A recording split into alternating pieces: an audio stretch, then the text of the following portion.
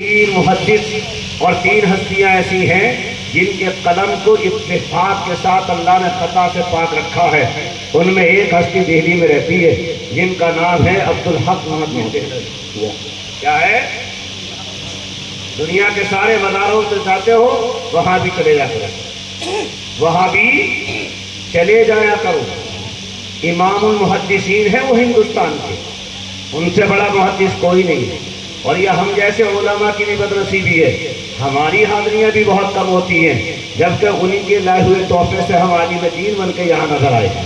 ہم جیسوں کی بھی بدنصیبی ہے، لیکن کبھی موقع ملے آپ کو تو چلے جایا کرو۔ اتفاق کے ساتھ سب نے مانا کہ علامہ شیخ عبدالحق محمد دہلوی کے قلم نے کبھی خطا نہیں کی، کبھی جلدی بولیے، کبھی خطا نہیں کی۔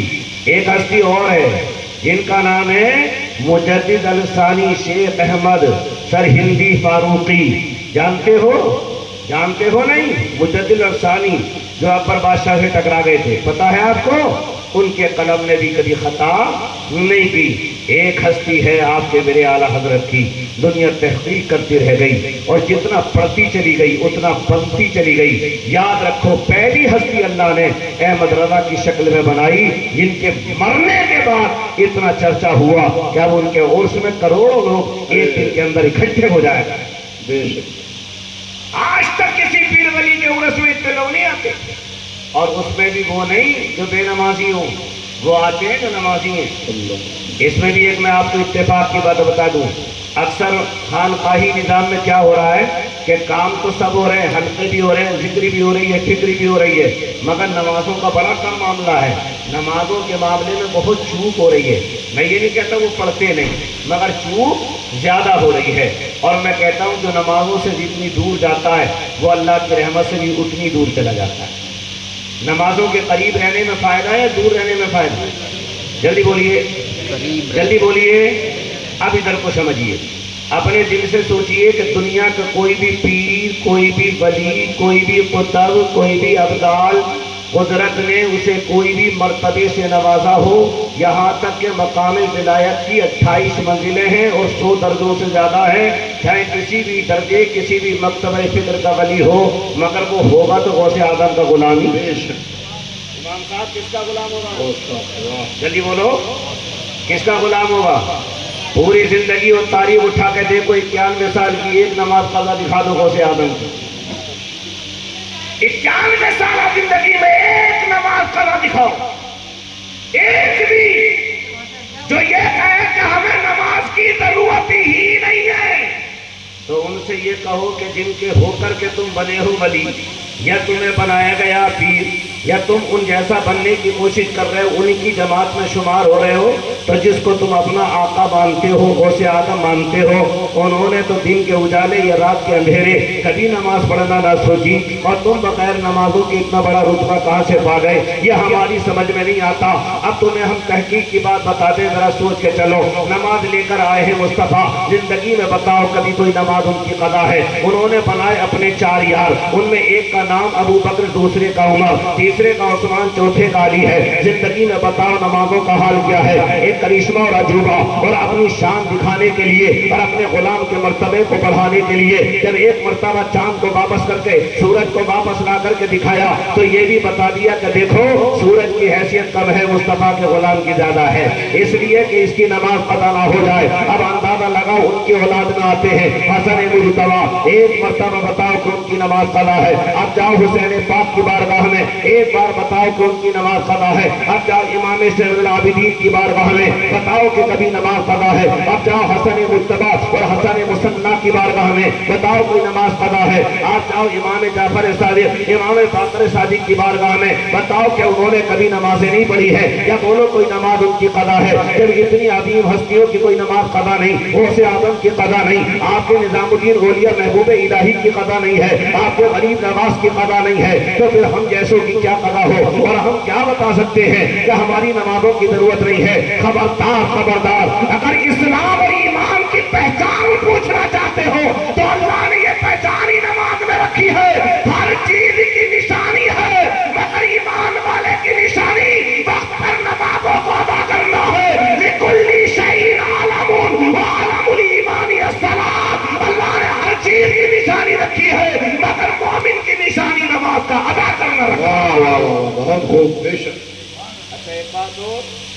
مقام ولایت بعد میں تو ملے گا، پہلے جو ہے ایمان مکمل کیا جائے. اگر بات صحیح ہے. اور جب تک وہ نمازی نہیں ہوگا تو اس کا ایمان مکمل ہو جائے گا ہے. اور جب ایمان ہی مکمل نہیں ہوگا تو کیا وہ ولی بن جائے گا؟ جی ہاں یا نہ؟ اور جب وہ ولی نہیں بنے گا تو وہ محبوب ہو جائے گا. ہاں یا نہ بولتے رہیے. تو اس کا مطلب کیا؟ بنیادی شریعت کے جو اصول ہیں ان پہ ہٹ کر جو چلے گا وہ. اور بنیادی اصول کیا ہے؟ کلمہ شریف پڑھنا. جو کلمہ نہ پڑھے وہ کامیاب ہو جائے گا، جو نماز نہ پڑھے وہ کامیاب ہو جائے گا، جو روزہ نہ رکھے وہ کامیاب ہو جائے گا، جو امیر ہو کر زکوٰۃ نہ دے وہ کامیاب ہو جائے گا، جو پیسے والا ہو کر کے حج نہ کرے وہ کامیاب. جلدی بولیے. اور جب یہ سب چیزیں چھوڑ دے تو کیا ولی ہو جائے گا؟ بات صحیح ہے غلط؟ ہاں یا نہ بولی؟ نہیں ہوگا نا. اچھا ٹھیک. مقام ولایت لباس پہننے سے آتا ہے یا اللہ کے قریب جانے سے آتا ہے؟ اللہ کے پاک بندوں کے قریب جانے سے آتا ہے یا لباس بدلنے سے آتا ہے؟ اتنا اچھا لباس تو پوری دنیا میں کوئی نہیں پہنتا جتنا سعودی عربیہ کے لوگ پہنتے ہیں. بولو امام صاحب، دل سے بولو. ان سے اچھا کوئی لباس پہن لیتا ہے؟ اور ان کے بعد ایمان بھی نہیں ہے بیچاروں کے. محروم پہن لیں، بالکل خالی ہے. وجہ کیا ہے؟ ایمان ہے محبت رسول کا نام. اور جس کے دل میں رسول کی محبت نہیں، جلدی بول دو. اچھا آپ بولو، آپ کو اللہ پاک یہ توفیق دے دے کہ آپ مسجد نبوی شریف میں چلے جائیں تو کیا آپ جوتی چپل پہن کے جائیں گے؟ بولو کیسے جائیں گے؟ کیسے؟ اور جو وہاں کے لوگ روزے رسول کے سامنے گاڑیاں دوڑا رہے ہیں، تاش کھیل رہے ہیں، مجرا کر رہے ہیں، ناچ رہے ہیں، تو یہ بتاؤ اپنے نبی کو جو ہے وہاں فائدہ پہنچا رہے ہیں یا تکلیف پہنچا رہے ہیں؟ اور جب وہ تکلیف پہنچا رہے ہیں تو ان کا جو ہے ایمان مکمل ہوگا؟ نہیں ہوگا نا. اس لیے تو کہا حرم کی زمین اور قدم رکھ کے چلنا. ارے سر کا موقع ہے ہو جانے والے، اور وہاں تو اوڈی کاریں دوڑا رہا ہے. سینکڑوں لوگوں کو لے جا کر کے یہ دکھاتا ہے کہ ہمارے پاس شان ہے. خبردار خبردار، اگر شان ہے تو دکھاؤ. شان کسے کہتے ہیں؟ ارے شان میرے غوث اعظم کے پاس ہے، خواجہ غریب نواز کے پاس ہے. آپ اندازہ لگاؤ شان کیسے کہتے ہیں. شان اسے کہتے ہیں جس کے لیے زمانہ جھک جائے، ہر آدمی ماننے کے لیے تیار ہو جائے. انسان کمی نکالنے کی کوشش بھی کرے مگر کمی نکالتے ہوئے ہار جائے اور اسے کامیابی نہ ملے. ایک انگریز آ گیا تھا اپنے ملک اور وطن کے ساتھ، اور آنے کے بعد جب ہندوستان میں اس نے سیر کی ہے تو وہ نظام الدین اولیاء محبوب الہی کی بارگاہ میں بھی گیا، اور جناب والا وہ یہاں بختیار کاکی کی بارگاہ میں بھی گیا، وہ جناب والا اور بڑے بڑے مقدس مقامات پر بھی گیا. مگر جب وہ اجمیر شریف گیا، اجمیر معلیٰ گیا، تو جانے کے بعد اسے اپنی ڈائری میں لکھ دیا یہاں پر سی ایم کوئی بھی بنے، یہاں کا پی ایم کوئی بھی بنے، یہاں کا صدر جمہوریہ کوئی بھی بنے، یہاں کا منسٹر کوئی بھی بنے، مگر میں یہ لکھ کر کے جا رہا ہوں ایک قبر ہے جس قبر میں لیٹنے والے کو معین الدین کہتے ہیں. ہندوستان کا تو وہی راجا ہے اور وہاں کے چاہنے والوں کا تو وہی خواجہ ہے. ہم نے یہ دیکھا کہ ایک آ رہا دوسرا جا رہا ہے، مگر سب کے دلوں میں بشارت ہے، چہرے پر نور ہے. میں یہ کہتا ہوں واہ میرے غوث اعظم، جب ہندوستان میں اجمیر والوں کے یہاں حاضری دینے کے بعد ہم جیسے غلاموں کا نصیب اونچا ہو جاتا ہے تو تمہاری بارگاہ میں جانے والوں کا مقام کیا ہوگا؟ غوث اعظم کو اپنی طرح مت سمجھنا. انہیں آنے جانے میں پاسپورٹ دینا نہیں پڑتا، اجازت لینی نہیں پڑتی ہے. جہاں سے جانے والا پکارتا ہے وہیں سے غوث اعظم اس کی مدد فرما دیا کرے. بے شک سبحان اللہ. واہ پاسپورٹ کی ضرورت کھانا بولو پڑتی ہے. کیوں؟ پاسپورٹ تو جب چاہیے نا جب پلین میں بیٹھے. اس کے علاوہ پاسپورٹ کی ضرورت ہے جب ٹھپا لگائیں تب ضرورت ہے. اور جو ایک پل میں کئی جگہ نظر آ جائے انہیں کیا ضرورت ہے؟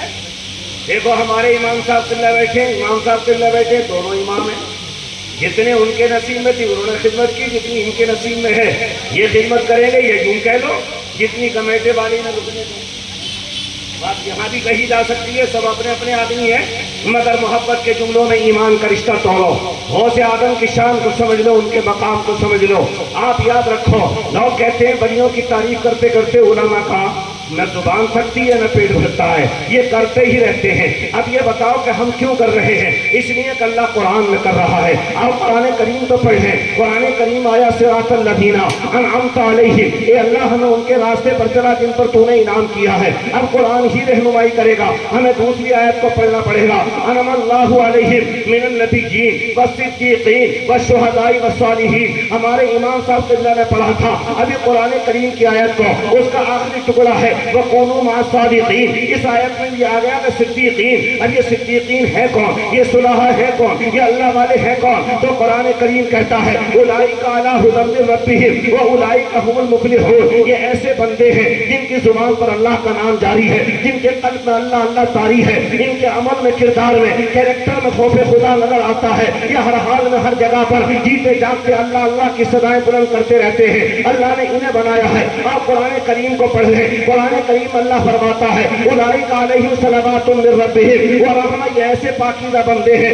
کہ یہ اللہ کی تعریف کرتے ہیں، اللہ انہیں یاد فرماتا ہے، یہ اللہ سے محبت کرتے ہیں، اللہ ان سے محبت فرماتا ہے، یہ اللہ کے بندوں کے لیے رحمت کا ذریعہ بنتے ہیں، اللہ انہیں ہدایت کا ذریعہ بنا دیتا ہے۔ قرآن کریم کہتا ہے فاذکرونی اذکرکم، اے لوگوں جب تم مجھے یاد کرو گے تو میں تمہیں یاد کروں گا۔ لیکن قرآن میں یہ بھی تو کہہ دیا گیا اللہ کے نیک بندوں سے زیادہ اللہ کو کوئی یاد کرتا ہی نہیں ہے۔ جو اللہ کے نیک بندے ہیں وہی اولیاء کاملین ہیں، وہی علماء متقین ہیں، وہی نیک نوابی صالحین ہیں، انہی کے بارے میں قرآن نے کہا ان الذین قالوا ربنا اللہ ثم استقاموا تتنزل علیہم الملائکۃ الا تخافوا ولا تحزنوا۔ جب اللہ کے نیک بندے ہیں جن کی موت کا وقت قریب آ جاتا ہے تو پہلے اللہ فرشتوں کو بھیجتا ہے، اور جانے کے بعد وہ یہ کہتے ہیں، اس مرنے والے کے قریب جاتے ہیں، ان میں علماء بھی ہیں، ان میں مسجدوں کے امام بھی ہیں، ان میں ولی بھی ہیں، ان میں متقی بھی ہیں، ان میں پرہیزگار بھی ہیں، ان میں عبادت گزار بھی ہیں، ان میں نیک نمازی بھی ہیں، ان میں اللہ کے وہ بندے بھی ہیں جنہیں اللہ نے مقام ولایت، مقام غوثیت، مقام خواجہ خواجگان عطا فرمایا ہے۔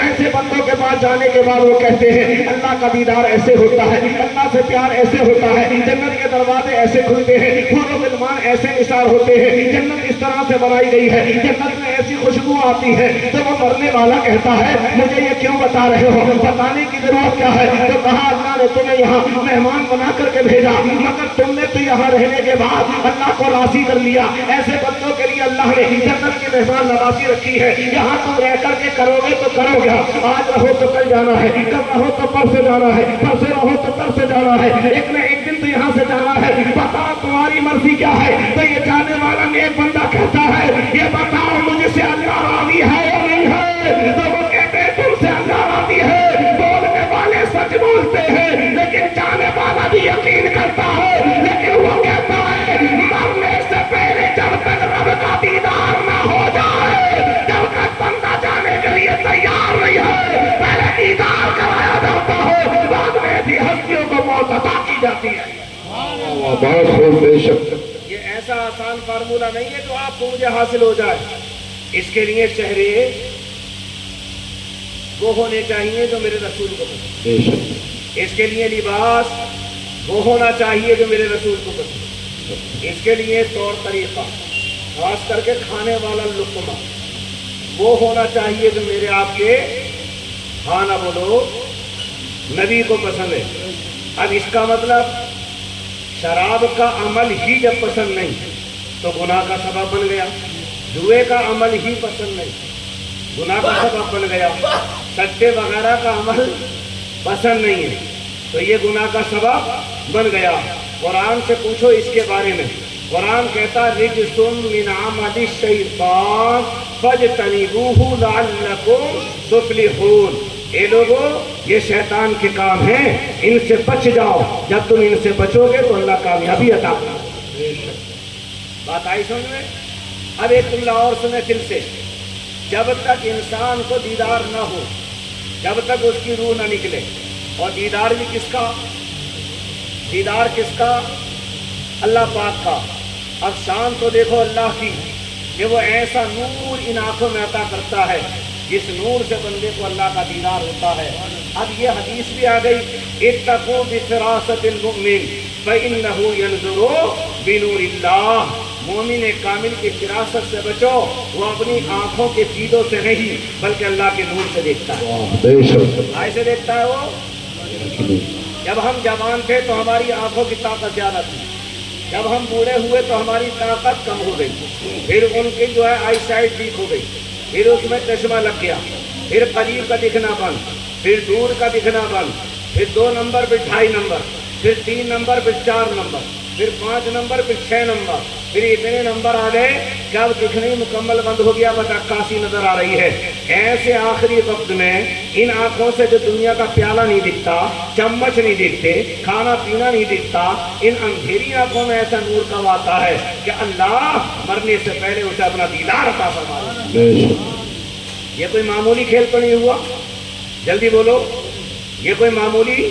اچھا، کسی کو اگر دیدار ہو جائے تو اس کا فائدہ ہوگا یا نقصان؟ ہاں نہ بولو، فائدہ ہوگا یا نقصان؟ ہندوستان میں ایک ہستی ہیں جن کا نام ہے خواجہ غریب نواز، وہ نماز پڑھ رہے تھے، ان کے پیچھے ان کے روحانی بیٹے بابا حمید الدین ناگوری نماز پڑھ رہے، اب کھڑے کھڑے تھک گئے، پھر بعد میں چلے گئے حضرت رکوع میں، تو پھر رکوع میں تھک گئے، پھر چلے گئے سجدے میں، تو اب وہ سجدے میں تھک گئے، بڑی اللہ اللہ کر کے 2 رکعت نماز پوری ہوئی۔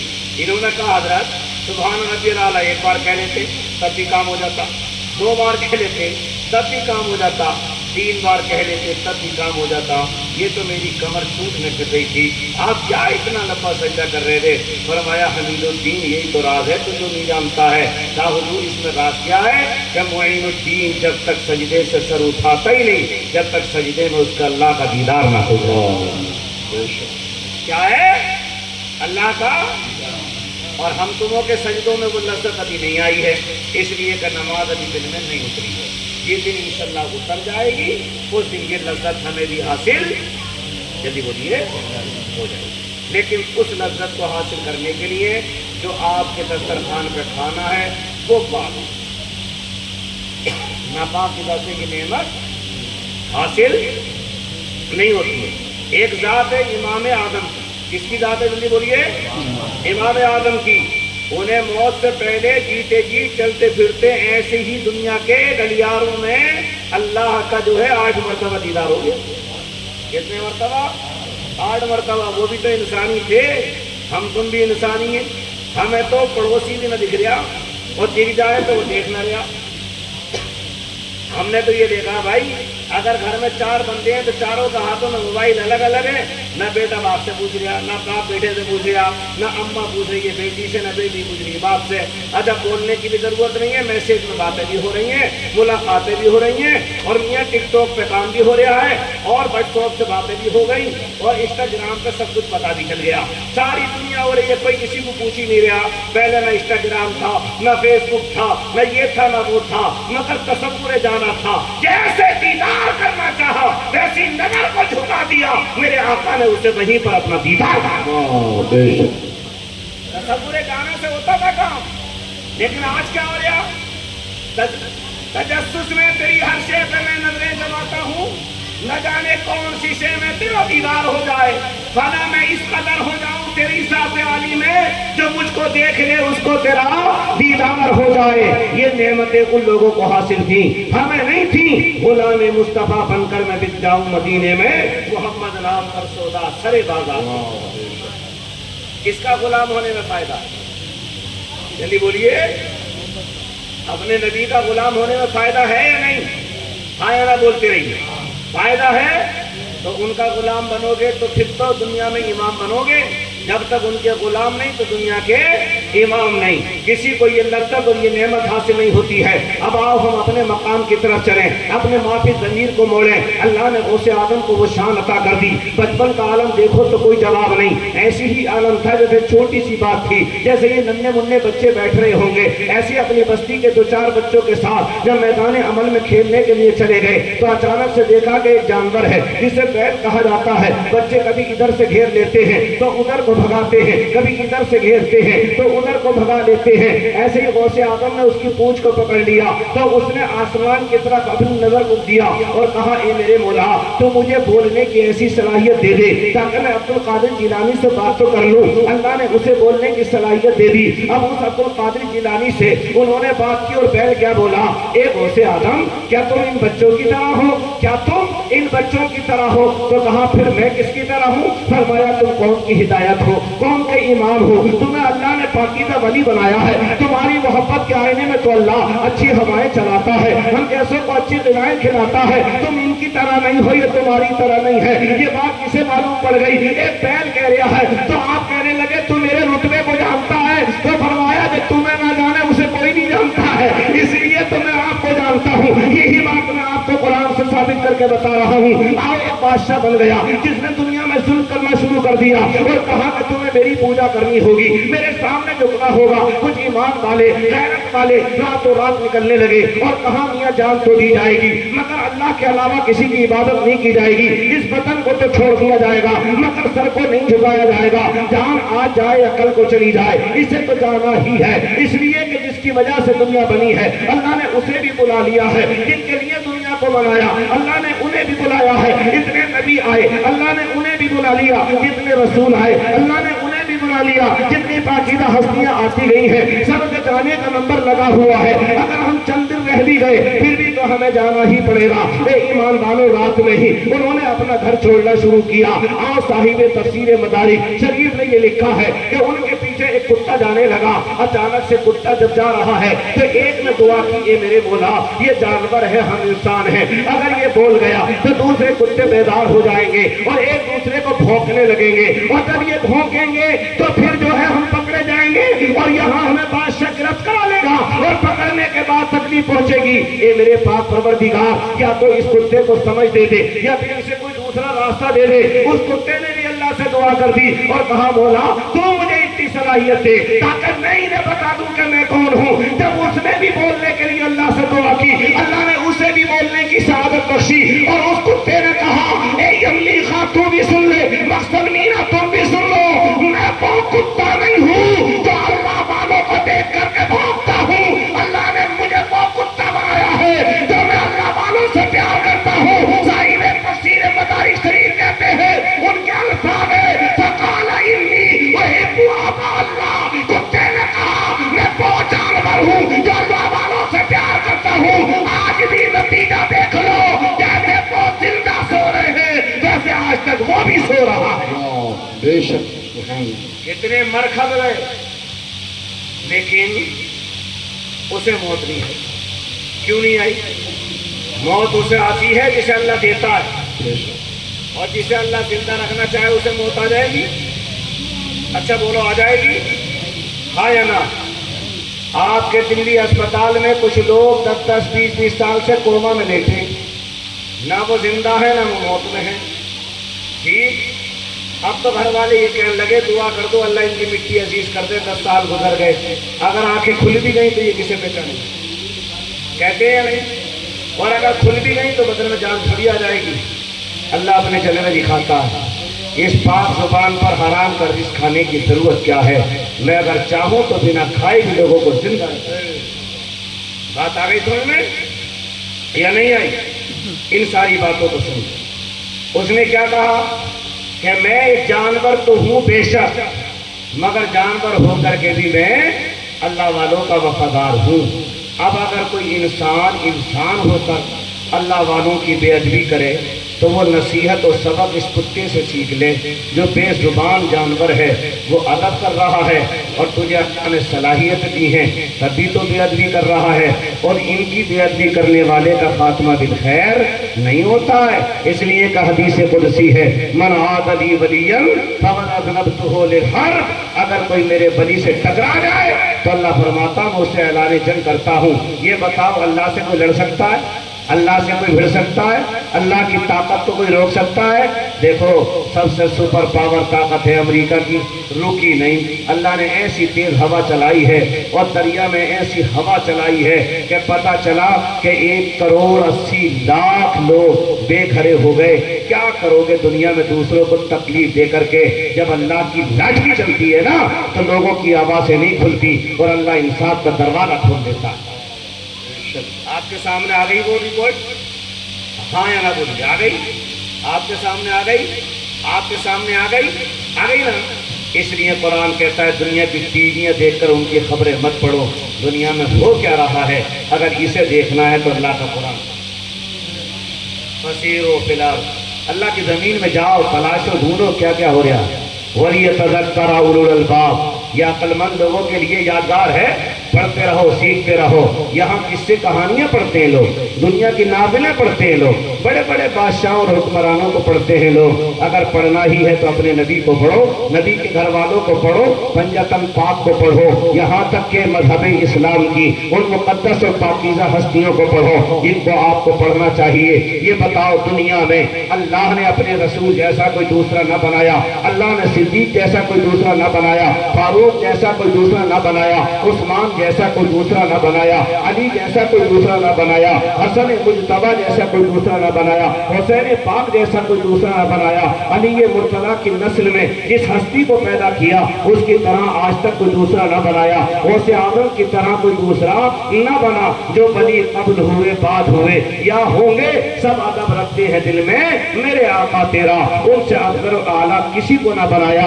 تو تم کس کے چکر میں پڑ گئے؟ دنیا کرکٹر کو یاد کر رہی ہے، تم کیا بنو گے کرکٹر؟ اگر بننا ہی ہے تو اپنے نبی سے محبت کر کے مذہبی اسلام کے دائرے میں زندگی گزار کے جس حال میں بھی اللہ رکھے اسی حال میں صاحب ایمان بن جاؤ۔ نہ زیادہ خوشی اچھی، نہ حزن و ملال اچھا، اللہ جس حال میں رکھے بس وہی حال ہے۔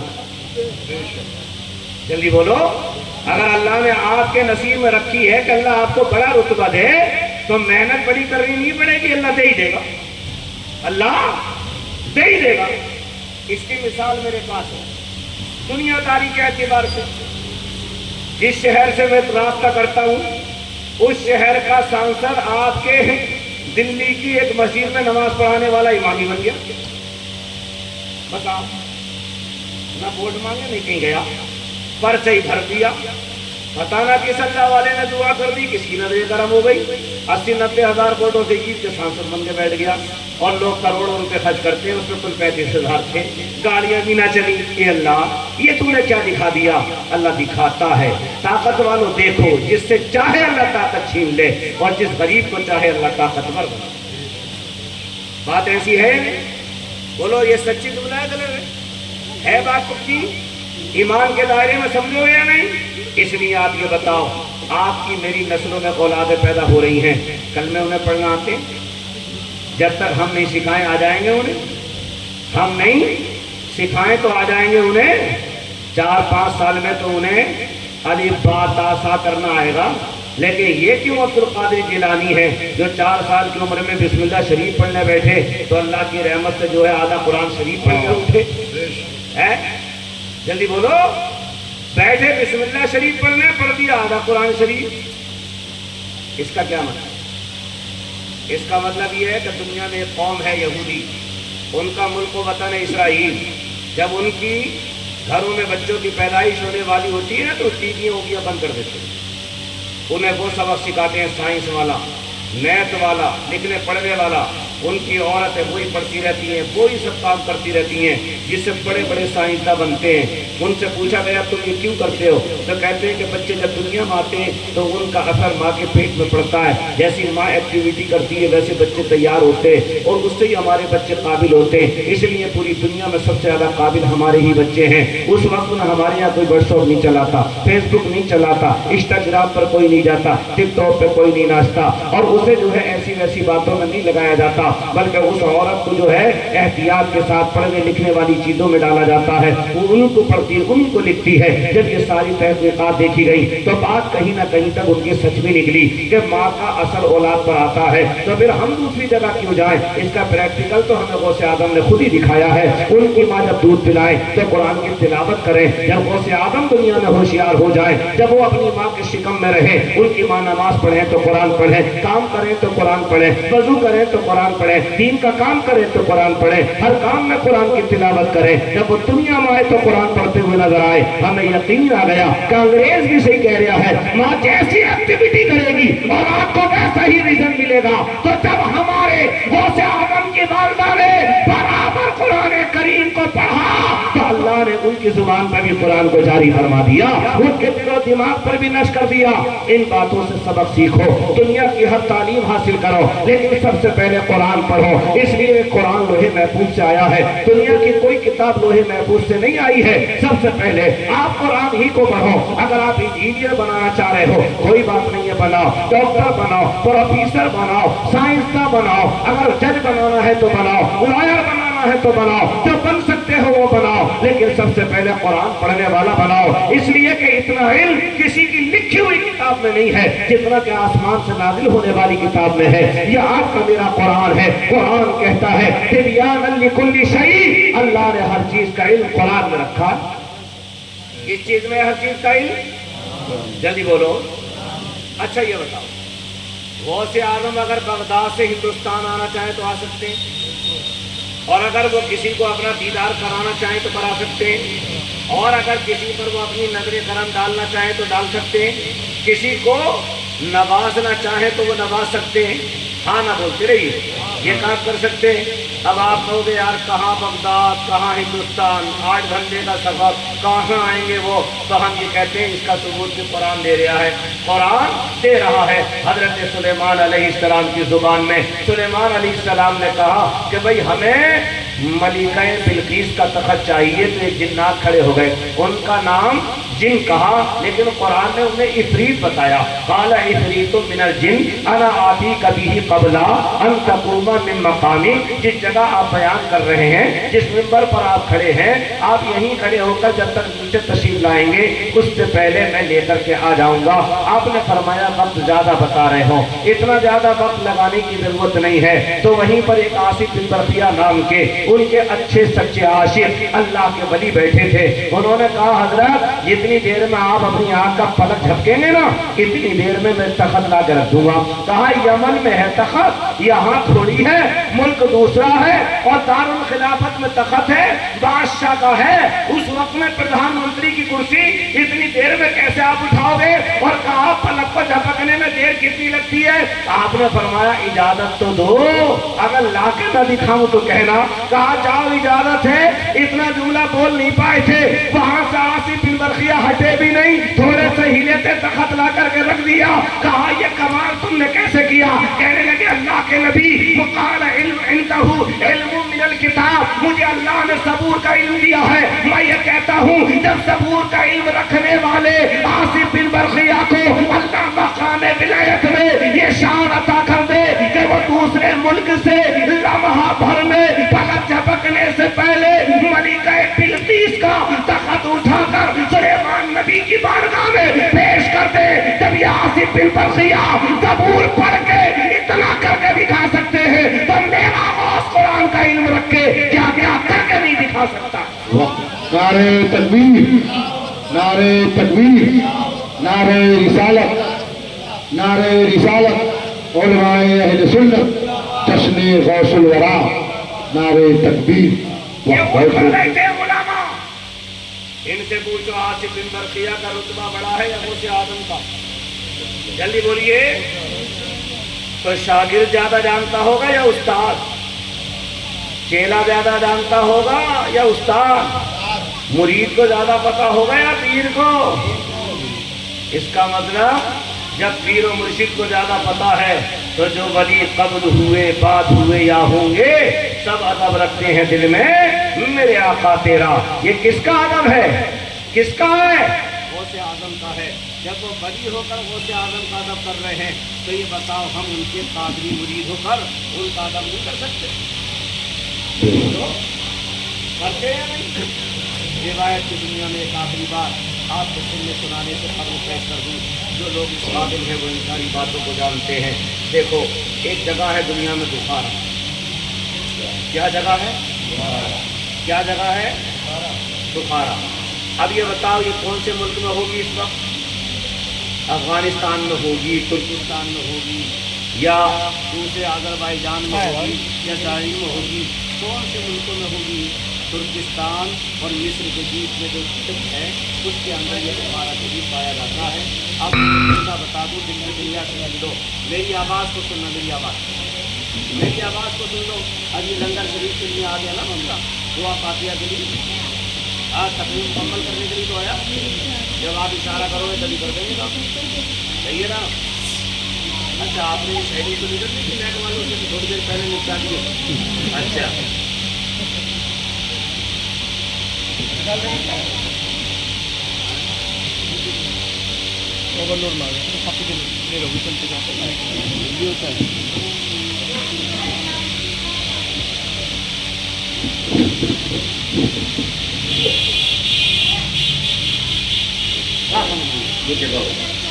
درود پاک پڑھ کے سناؤ ذرا. اللہم صلی علی سیدنا و مولانا محمد و بارک وسلم صلو علیہ صلاۃ و سلام علیک یا رسول اللہ صلی اللہ علیہ وآلہ وسلم. تو ایک بزرگ تھے بخارا شریف میں، اور کمال کی بات یہ ہے کہ وہ وہاں کی جامع مسجد کے امام تھے. کیا تھے؟ امام تھے. تو کچھ قابل ہی ہوں گے بھائی جب جامع مسجد کے امام تھے تو اللہ نے کوئی رتبہ دیا ہوگا انہیں. وہ 11ویں شریف کی 17ویں تاریخ میں 11ویں کرتے.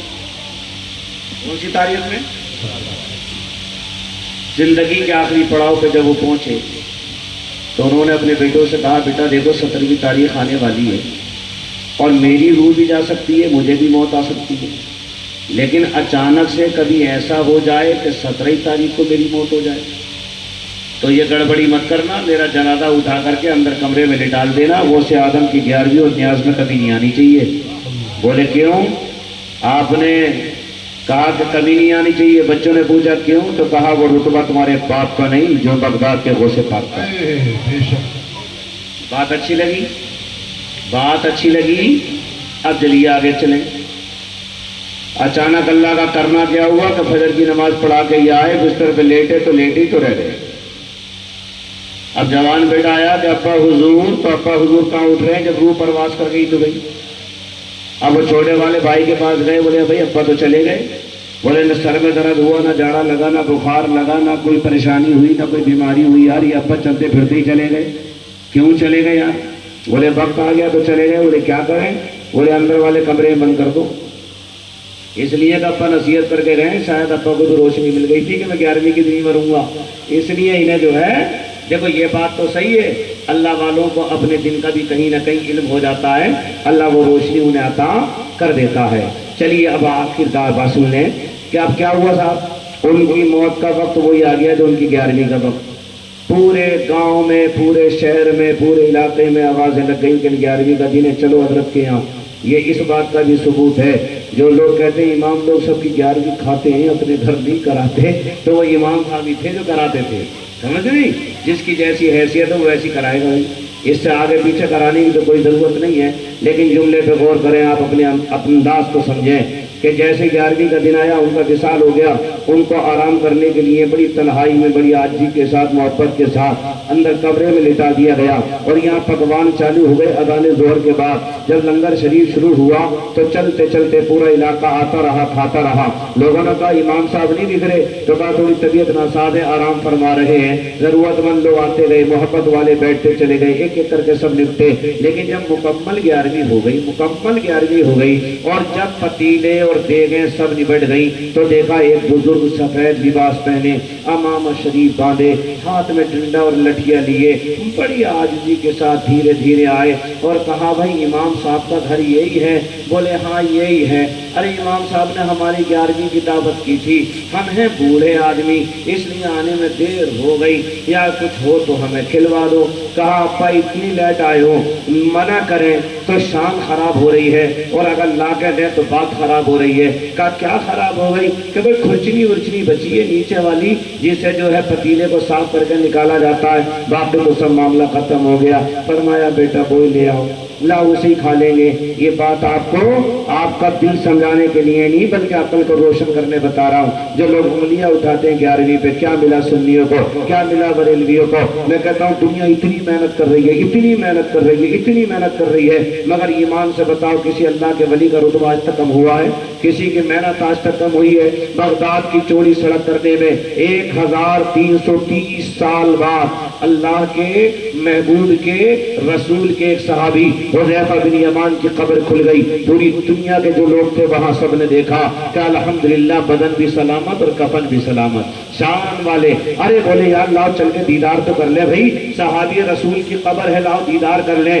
اب جو آئے وہ چہرہ دیکھیں تو دیکھتے ہی رہ جائیں, مرنے کے بعد بھی اگر دیکھنے مل جائے تو وارے کے نیارے ہیں. جسے چاہا اپنا بنا لیا, جسے چاہا در پہ بلا لیا. یہ بڑے کرم کے فیصلے, یہ بڑے نصیب کی بات ہے. مصطفیٰ کریم جب کرم فرمانے پر آئے تو چاہے تو اسے قبر میں اپنا دیدار کرا دیں, چاہے تو مرتے سمے اسے اپنا دیدار کرا دیں, چاہے تو پل صراط پہ کرا دیں, چاہے تو میدان عمل پہ کرا دیں, جب جہاں جیسے چاہیں کرا دیں. یہ شان ہمارے اور آپ کے تاج الشریعہ نے بیان کی ہے. جہاں بانی عطا کر دے, بھری جنت ہبا کر دے, نبی مختار کل ہے جس کو جو چاہیں عطا کر دے. انہیں کسی سے اجازت لینا تھوڑی پڑ رہی ہے, نبی مختار کل ہے. حضرت بات صحیح ہے نہیں ہے؟ آپ کا ایمان ہے اس بات پر نہیں؟ لا برب العرش, جس کو جو ملا ان سے ملا. بڑھتی ہے کونین میں نعمت رسول اللہ کی, وہ جہنم میں گیا ان سے جو مستغنی ہوا. ہے خلیل اللہ کو حاجت رسول اللہ کی, آپ نے ہی تو پڑھا ہے کہ سائل و دامن سخی کا تھام لو, کچھ نہ کچھ انعام ہو ہی جائے گا, لطف ان کا عام ہو ہی جائے گا, شان ہر ناکام ہو ہی جائے گا. اے رضا ہر کام کا ایک وقت ہے, دل کو بھی آرام ہو ہی جائے گا. رحمت کب ہو, یہ تو اللہ کے اور اس کے محبوب کے نوازنے کی بات ہے. ہو گئی اس بندے پر رحمت, امام صاحب پہ رحمت ہو گئی. پوری زندگی ہو گئی تھی 11ویں کرتے ہوئے. اب جب یہ آئے بھیا ڈنڈا ونڈا لے کے, تو چھوٹا بیٹا بولا ابا تم کہاں رہتے ہو؟ بولے مجھے رہنے سے تیرا کیا مطلب, یہ بتا کہ میری دعوت تھی میں کھاؤں نہیں کھاؤں؟ ارے بولے حضرت کیوں نہیں کھاؤ گے, چلو اپنے ابا کو لاؤ بلا کے. ارے بولے حضرت ابا کہاں سے آئیں گے, ابا تو فجر کی نماز کے بعد انتقال کر گئے. ارے بولے کر گئے تو ہیں کہاں, لا تو اٹھا کے. بولے حضرت کو تو اندر لیتے ہیں. تو بولے یا تو اپنے ابا کو یہاں لے کر یا مجھے وہاں لے کے جاؤ, کچھ تو کر, یا تو وہ میرے پاس آئے یا میں ان کے پاس جاؤں. تو کہا وہ تو نہ آ سکتے, وہ تو نہ آ سکتے, آپ ہی چلے چلو. کہا یہ لیٹے, کب سے لیٹے؟ فجر کے بعد سے. بولے کپڑا تو ہٹا. آپ نے جب سلام کیا تو انہوں نے امام صاحب نے آگے کھولی, کھڑے ہو کے اٹھ کے بیٹھے. کہا میرے پیر پوری زندگی ہو گئی تجھے آواز دیتے ہوئے, دیدار کرانے بھی اسی دن آیا جس دن میری موت ہو گئی. توجہ ہے, میرے پیر پوری زندگی ہو گئی. یہ جملہ سن لو, جب جان لبوں پر ہو تم سامنے آ جانا. جب جان لبوں پر ہو اتنا تو کرم کرنا, اے نرگس سے مستانہ, جب جان لبوں پر ہو تم سامنے آ جانا. پتا چلا کہ ادھر موت ہوئی, ادھر غوث آدم آ گئے. اب امام صاحب اٹھ کے بیٹھے تو بیٹا بولا ابا تم تو مر گئے تھے, زندہ کیسے ہوئے؟ تو ابا بولے بیٹے زندگی موت اور زندگی کا نام نہیں ہے, زندگی ان کا غلام ہونے کا نام ہے. جو ان کے قدموں پر اپنی جان قربان کر دیتا ہے وہ مرنے کے بعد بھی زندہ سلامت ہوتا ہے. اب کیا ہوا, چلو کھا لو. وہی پیلی تاڑی بریانی تو چلتی نہیں تھی اس ٹائم میں. اب پیلی تاڑی کھائی انہوں نے, آلو والو خوب کھائے, خوب لپیٹے لپاٹے, اور میاں مزہ آ گیا. تو غوث آدم نے سر پہ ہاتھ رکھ دیا, کہا امام صاحب جاؤ, تمہارا ایمان بھی مکمل, تمہاری نیکیاں بھی مکمل, اور تمہاری زندگی بھی مکمل, تمہاری قربانی بھی مکمل, اور تمہاری یہ 11ویں بھی مکمل. جاؤ, اللہ نے تمہیں اس شان سے بلایا ہے کہ موت تمہاری اس حالت میں آئی ہے کہ بغداد والے آقا تم سے راضی ہیں. سبحان اللہ.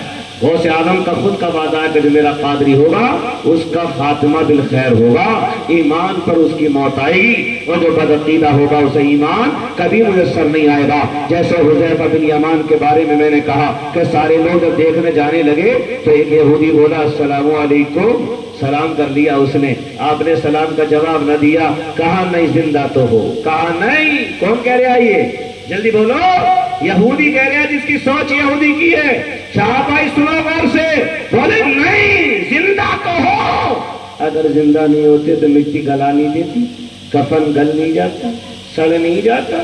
یہ چہرے پہ نور, یہ بالوں کا شعور, یہ آنکھوں میں کاجل, یہ سرما, یہ سرخی, یہ شان, یہ ایمان, یہ جھلکتا ہوا چہرہ, یہ ایسے نظر نہیں آتا. زندہ تو ہو, زندہ تو ہو, مگر بولتے کیوں نہیں؟ یہودی نے نصرانی کو آگے بڑھا دیا, کہا چل تو ہی سلام کر لے. جب اس نے کہا السلام علیکم, سلام کا جواب نہ ملا. مجوسی آگے بڑھا, تم کر لو صاحب. انہوں نے کہا السلام علیکم, سلام آگے نہیں بڑھا. پھر ایک ایسا دنیا دار مسلمان مان لو میری طرح, اس نے کہا السلام علیکم, سلام کا جواب نہ ملا. تو تینوں نے اسے پکڑ لیا, یہودی نے بھی, نصرانی نے بھی, مجوسی نے بھی, کہ بھئی چلو ہم تو اور ڈپارٹمنٹ کے ہیں, مگر تو مسلمان ہی ہے۔